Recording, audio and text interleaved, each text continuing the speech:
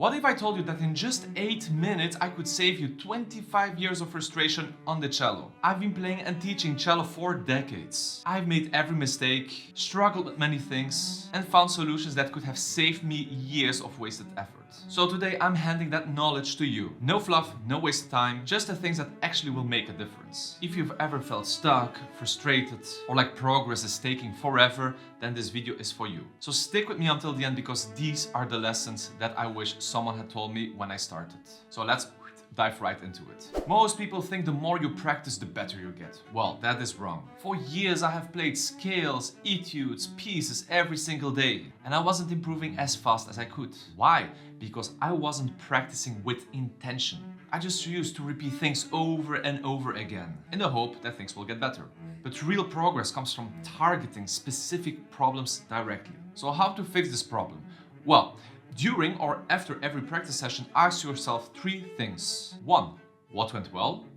2. What still needs work? And 3. How I'm going to fix this today or latest tomorrow. If you don't reflect on your practice, you're just repeating the mistakes instead of fixing them. Now, most cellists, they focus too much on their left hand. They rely too much on their left hand when it comes to a beautiful big sound. And with this, I mean they rely too much on their vibrato. But here's the truth, 80% of your sound comes from your right hand instead of your left hand. Your bow technique will decide whether you sound rich and resonant or weak and scratchy. So what I'm gonna show you now, this you need to reflect during your practice sessions. So let's just use a simple example. Let's use the Swan by Saint-Saëns, which is a very beautiful piece, and of course vibrato, we have to do it here. But let's pretend we are that person that relies more on the vibrato than on the right hand.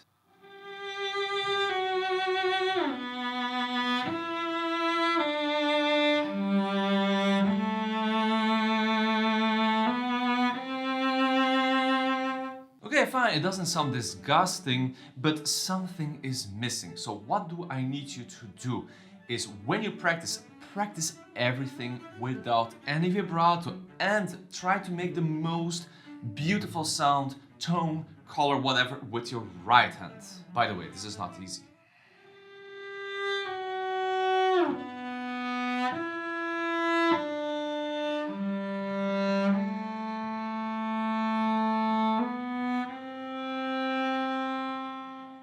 So did you hear how I was focusing on phrasings, seeing the right balance here, pressing more into the string or in between, floating, etc. So I'm using my ears to hear the most beautiful sound coming out of here. Now when it comes to vibrato, I like to use the vibrato as the final touch, the cherry on top of the cake. So let's see and hear an example now where still I'm relying most of the time on my right hand and I'm adding a little bit of vibrato. Let's see what it gets.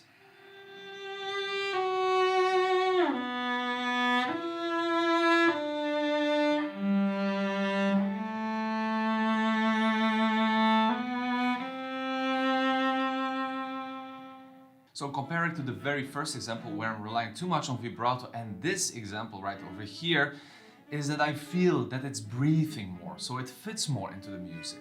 If you're getting value out from this video, please give it a like, hit the subscribe button if you want to see more cello and music related content like this one.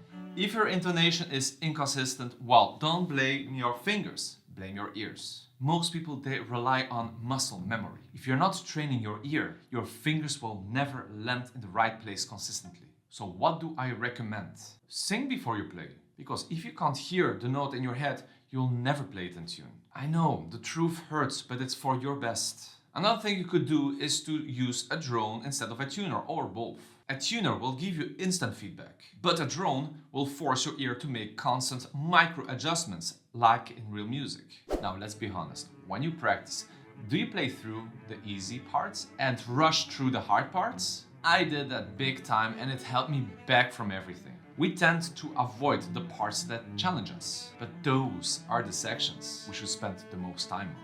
Use the 10-time rule. Play a difficult passage 10 times perfectly before you move on. If you can't do it, slow it down. I prefer that you play it slowly but perfectly for 5 times than fast and sloppy for 50 times. You're just wasting time. Slow and focused practice is the key to fast progress, or to practice in small chunks.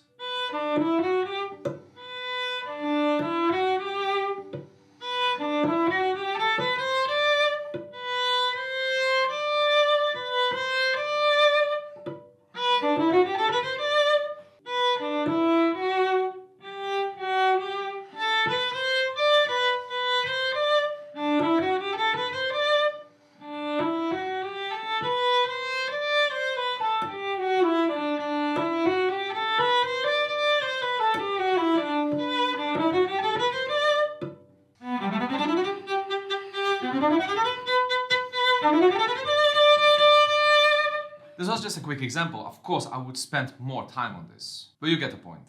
I used to think that great musicians, they were just naturally talented. Which, yeah, it's true. But after years of playing and teaching, I realized that was not always the case. The difference between good and great isn't talent, it's consistency. Talent is 10%, 90% is the hard work. Set a non-negotiable practice habit. I know that many among you are extremely busy, so even if it's just for 30 minutes a day, never skip. You know, 1 month of daily practice will do so much more than 6 months of inconsistency and wasted time. For years I've struggled with nerves. My heart would beat like crazy, my hands would shake, and I was so worried that I would mess up. And I thought maybe I'm just not cut out for performing. But then I learned something very interesting that changed everything. Nerves aren't the problem. The problem is your mindset about nerves. So reframe it. Nervousness is just excitement but without a plan. Nerves means that you care, and this is a very good thing. So simulate performance. Record yourself daily. It puts pressure on you in a low risk setting. So when it's time for a real performance, you already be used to that feeling. Now, one of my teachers once told me something that changed everything. Don't play the cello, play the music. For years I was obsessed with playing correctly, hitting the right notes, playing fast, impressing people. None of that matters if you're not communicating something. The best musicians don't play just notes, they tell a story.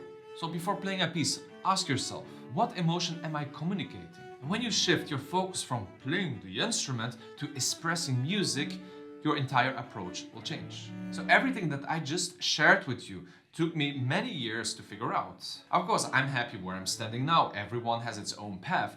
But if I would have known these things earlier, I would have saved so much time and frustration. So now I want to hear from you. What's the one thing you wish you had learned earlier on the cello? Drop it in the comment section. I would love to hear your thoughts. And if this video helped you or inspired you, hit the subscribe button because I have a lot more things to share. If it happens that you're right now struggling with cello sound and everything, I have a great video over here where I go really in depth in order to produce this beautiful sound that you always wanted. Thank you so much for watching, and I'll see you in the next one.